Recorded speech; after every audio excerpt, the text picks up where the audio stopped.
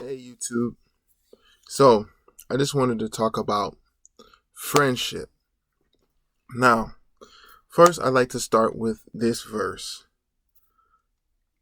Proverbs 18:22. He who no, actually it's Proverbs 8. Yeah, 18. No, it's Proverbs 18:24. I'm sorry. Proverbs 18:24.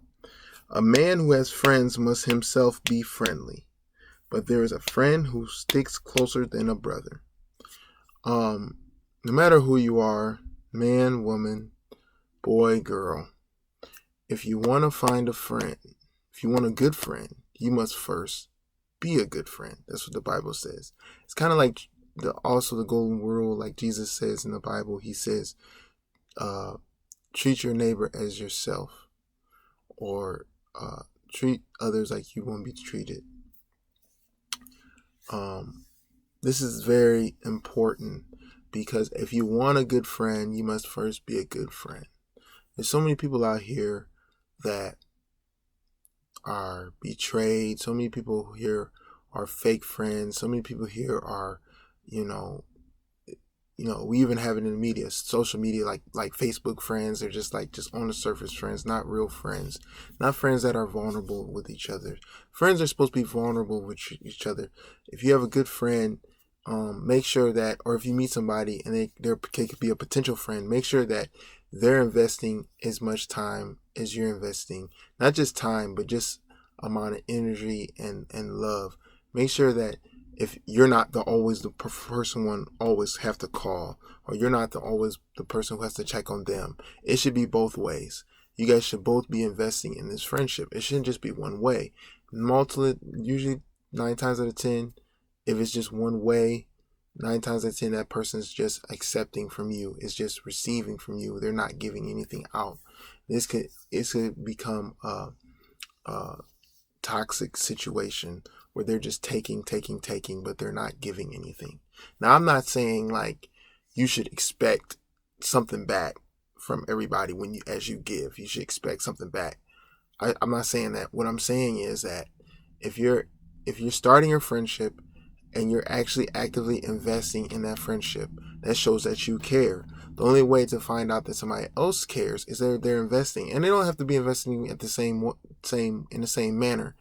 Some people they might be good at say somebody might be good at providing you with a ride or something, so they can help you out in that way. Or it might be another way, like you might be helping somebody with their homework or something like that all the time, and this person's like he or she might not be good at and can return a favor in helping you with something as far as homework. They can do something else, like if they might have their finances might be together, and they're like, well, why don't I take you out to dinner one day, or why don't we hang out? It should always be something that another friend, is this supposed to be your friend, is investing in some way. And also, it shouldn't be no situation where you're friends with somebody and they don't want you to be around. They don't want to be seen with you in public places or something like that. There's no such thing as secret agent friends. That's what I'll call that, secret agent friends. No such thing as that. If you're a friend, you should be around this person. You should not worry about what people think about your friendship, you and that person's friendship, because usually 9 times out of 10, if somebody has something to say about somebody, or you're friends with somebody and somebody else has something to say about that friendship and they don't even know that person, 9 times out of 10, that person is jealous of their friendship. And it's very unwise to take that person's advice, especially if that person doesn't even know your friend. 9 times out of 10, that person is jealous of you guys' friendship. And if you listen to them, 9 times out of 10, it'll end up ruining your friendship you have with this person. And especially if this person has done nothing that has not harmed you in any way, emotionally, physically, or spiritually, in any way, and this person just has a thing about them and they don't even know them. It's unwise. And anybody who I always say that if you're friends with somebody real close to somebody in anything, it could be like a brother or sister or cousin, or just a real good friend, and another person might know that person. It's like a mutual friend you have with that person, and that mutual friend says something about them, you know, and say that friend that's close to you is away and you're not around that person anymore. If you're the type of person who would believe that person after a while, just because that before even hearing that other person's piece and actually going to that other person and asking them themselves, this, I heard this person, we know said this. Is this true? If you're somebody who would just automatically believe what that other person has to say, that's not being a good friend. A good friend would automatically thinks the best of somebody, of their friend, and goes off of what their relationship with is that person. If that person never harmed them, they can only go by their experience with that person. To go by another person's experience and not actually ask that person about it, not even give them a chance to speak their piece, is not good. You wouldn't want somebody to misrepresent how you are and do that behind your back.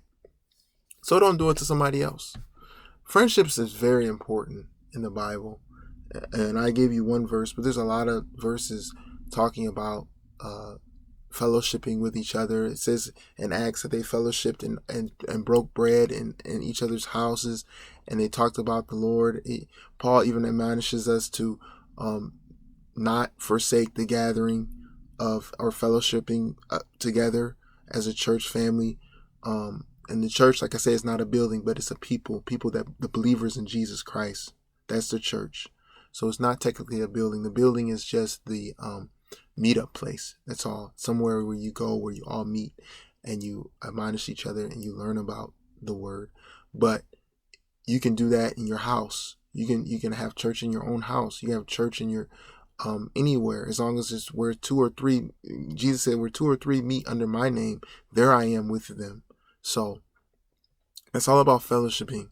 Jesus, people say, oh, Jesus was betrayed and stuff like that, and all his disciples left. Yeah, that was true, but that was only at the very end. Okay, Jesus was with his disciples every single day. So don't give me that crap. And I'm saying it's crap. That's because that's what it is. Don't give me that crap when you say, oh, I want to be myself, or I want to be isolated. It's okay to be isolated for a period of time, okay? But when it comes down to try to push everybody away that you're supposed to be affecting and be a light, Jesus said a city on a hill cannot be hidden. So if you are a Christian, if you are a believer in Jesus Christ, you cannot hide your light. Jesus says you don't hide a lamp under a stand. You put it on a stand. You don't hide something. Jesus said you don't hide your light. Okay? If a salt loses its savor, it's not good for anything. So you don't hide the presence of salt in meals. No, you put salt on meals because you want to spice it up. You want that taste to change. How can you change the taste in your world if you're not reaching out to people, if you're not talking about people, if you're not engaging with people?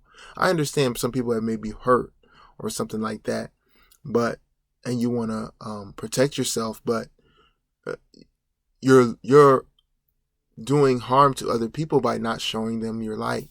This world is a horrible world, but also it would be lost if it wasn't for the believers in Jesus and what we do to add to it. Okay, it would be totally dark without the believers. So we have to be that light. We have to care about people. We have to show people we care before they care about what we have to say. There's no lone rangers in this ministry, in the ministry of Jesus Christ. There's no lone rangers. Nobody was by themselves. Like I said, Jesus was around his disciples.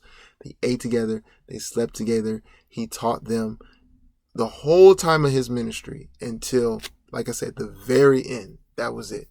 But 90% of his ministry, even probably more than that, he was with his disciples. He was around people. He was talking to people. I mean, think about it. If you go through the Bible or Jesus's ministry, and you actually look at the times where he actually taught in the synagogue versus the times where he actually were in the street, you'd have a very short Bible. You have a very short account of Jesus. If we just talked about the times when Jesus was in church or the temple teaching, it wouldn't even be more than a page. Why? because he spent most of his time in the street around people, ministering to people, going out, hanging out with, like as the Pharisee said, tax collectors and prostitutes and people of the untouchables, or people that were cast aside from society. He was around lepers. He healed a leper by touching them. Why? Because lepers were untouchable. There was an actual camp of lepers to where they had to be away from society. And if you saw a leper coming miles away, people used to actually throw rocks at them to make sure they stayed their distance from them. That's how much people were against lepers, because they had that disease that was incurable, and everybody was afraid to contract that. Lepers were, as soon as a priest saw that a leper had a skin disease, they had to be exiled basically from the camp. They had to be taken out from the community and put in a leper camp with other lepers. So that a leper lost his family. He could not go to the marketplace. He couldn't go to the synagogue. He was totally cast out of society. There's so many lepers out now in this society that need someone to talk to. You ever drive down, if you're driving, I don't know if they do it in your city, but they do it in my city all the time. People with signs and stuff on the street. Next time you pass somebody with a sign on the street and asking for money, you got money, why don't you give them some? I don't want to hear that mess about, oh, they're just going to use it for drugs. If that's what they do, that's on them. That's not on you. Okay? If you feel led to give some money to somebody who might need it, because 9 times out of 10, it might be somebody who really needs that money to put their kids in a hotel room for the night. Or it might need somebody who just got fired. It wasn't even their fault. They got laid off and they need just a couple of money. They just need a couple of dollars just to get a meal, or they need some money just to get to a taxi somewhere. There's so many things that people need and require. They might even need some money just for a babysitter so they can have their kid get babysat. You don't know what people are going through.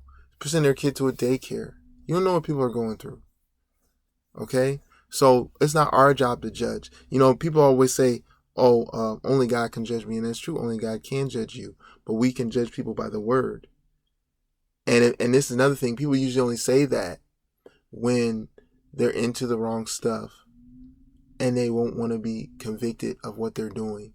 But what about the people who are on the street? Are we judging them? Are we judging them when we say, oh, they're just going to use their money to go get drugs or go drink or go get a drink? And then you say, oh, well, what you do is you're supposed to get food for them and then bring it back. I mean, you could do it that way, but why even think that they're going to do that? Why assume that they're going to use it for drugs? Like I said, even if they do that, why don't you pray for them? Why don't you pray for them that they don't use it for drugs? God might answer that prayer. You never know. He definitely won't answer it if you don't pray it. So my main thing with this video is saying, if you want friends, be friendly. Just like you reap what you sow. There's too many things going on in the church where people just talk about, it's a principle. You reap, you sow mercy, you will you'll reap mercy. You sow goodness, you'll get goodness. Not just about sowing money, you will receive money. Of course, if you sow money, you're gonna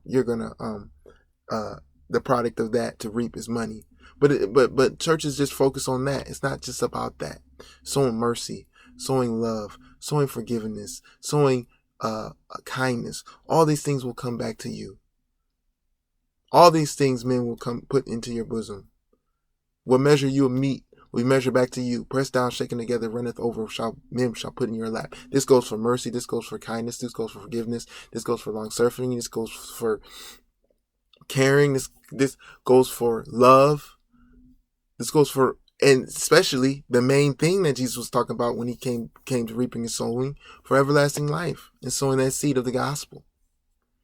Because that's 9 times out of 10 what he was talking about when he talks about reaping and sowing. It was about sowing the seed of the gospel.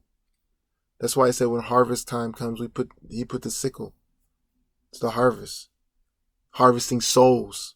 That's what we're about. We're supposed to be about saving people and salvation. So basically that's the message I wanted to say.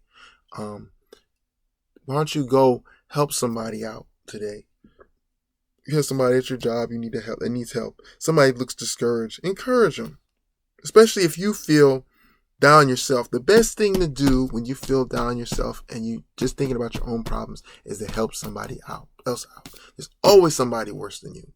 Always. I can guarantee you there's always somebody. If you want to go to a homeless shelter, if you want to go help out there or help out anywhere, you can always find somebody who needs help. There's always somebody who don't have it worse. And there's always somebody you can pour into. And once you pour into them, then that person can receive that. And yeah, it feels good to help other people as well. So that's all I wanted to say. We're not lone rangers in this walk. Okay? So get somewhere quick, help somebody out, encourage somebody that you see down, and do what we're supposed to be doing on this earth, lifting people up. It says in the word, and I remember this was one of my first Bible verses I've ever learned. Let your light so shine before men that they may see your good works and praise your Father which is in heaven. Let your light shine. Thank you for watching my video. Subscribe if you like. But I just want to say thanks again and be that good friend.